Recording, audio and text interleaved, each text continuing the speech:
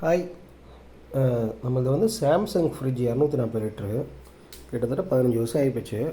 இது என்னென்னா அடிக்கடி ட்ரைனேஜ் கம்ப்ளைண்ட் ஆகிட்டே அப்படின்ட்டு நான் என்ன பண்ணிக்கிறேன்னா, இந்த அவுட்லெட்டில் வந்து எம்சீல் போட்டு ஒரு டியூப் எடுத்து கொண்டு வந்து வாட்டர் வெளியில் வச்சுருப்பேன். இந்த பவுல் ஃபுல்லாகிடுச்சுன்னா, இந்த கேன் ஃபுல்லாகிடுச்சுனதுக்கப்புறம் என்ன பண்ணுவோம்னா எடுத்து இது க்ளீன் பண்ணிட்டே வேண்டியதான். ஆனால் இது என்ன ஆயிடுச்சுன்னா, இப்போது சம்டைம்ஸ் ஆகிட்டு தான் இருக்கும். இது தெரியுதுங்களா, ஃபுல்லாக அடைச்சிருக்கு ஃப்ரிட்ஜு ஃபுல்லாக. அதனால் தண்ணியே வரவே இல்லை, ட்ரைனேஜ் அடைச்சிருச்சு. இங்கே பாருங்க எவ்வளோ இருக்குதுன்னு. இது எப்படி எடுத்தேன் அப்படின்னா, இங்கே இந்த ட்ரேயில் எடுத்துட்டேன். இங்கே பாருங்கள், உள்ள ஃப்ரிட்ஜை ஆஃப் பண்ணிட்டேன். ஃபுல்லாக ஆஃப் பண்ணிட்டு என்ன பண்ணுறேன்னா, இங்கே ப்ரெஸ் பண்ணேன்னா, இங்கே வாட்டர் பாட்டிலில் ஃபுல்லாக ப்ரெஸ் பண்ணோம்னா அங்கே இருக்கிற ஏரை வந்து அடிச்சுட்டு ரிலீஸ் ஆகிடும். பாருங்கள், ஒரு செகண்டு.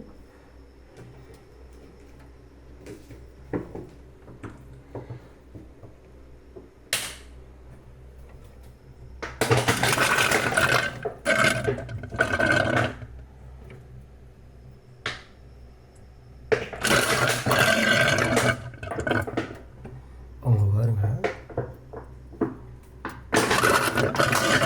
தெரிச்சுட்டு வருதா, இவ்வளோ அடப்பு இருக்குன்னா.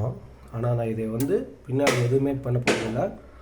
இந்த வெறும் வாட்டர் கேனை ப்ரெஸ் பண்ணியே எல்லாத்தையுமே அடைச்சி வெளியில் எடுக்க வேண்டியதான். எடுத்துகிட்டு ஃப்ரிட்ஜை நல்லா தொடச்சிட்டோம்னா போதும்.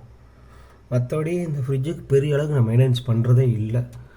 இதெல்லாம் பார்த்திங்கன்னா இதுதான் அந்த இதனால தான் பார்க்காமே விட்டாச்சு. ஓகே, அவ்வளோ வேறு எதுவுமே இல்லை, ரெஸ்ட் அது அவ்வளோதான். பெரிய அளவுக்கு மெயின்டைன் பண்ண வேண்டியதே இல்லை. இது ஒன்று தான், வேறு எதுவுமே இல்லை, சிம்பிள் தான். இதை மட்டும் பண்ணிங்கனாலே போதும். ஃப்ரிட்ஜ் வந்து ஃப்ரீசர் ஆகாமே இருக்கும், ஃப்ரீசர் ஆகிட்டே இருக்கும். ஆக்சுவலாக பார்த்திங்கன்னா ஃபுல் ஃப்ரீஸ் ஆகிடுச்சு, வரவே இல்லை. என்னடா இது இவ்வளோ ஃப்ரீஸ் ஆகாது அப்படின்னு நினச்சிட்டு கீழே பவுல் பார்த்தோம்னா, வாட்டர் கேன் பார்த்தோம்னா ஃபுல்லாக அடப்பு, வாட்டர் கேனில் தண்ணியே வரல.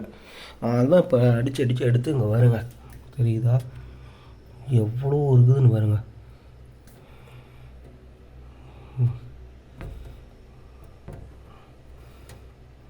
அவ்வளோதான், சிம்பிள். இப்போ தண்ணி நல்லா போயிட்டு இருக்குது. அதே மாதிரி இங்கே கேனுக்கும் தண்ணி வந்துட்டு இருக்குது.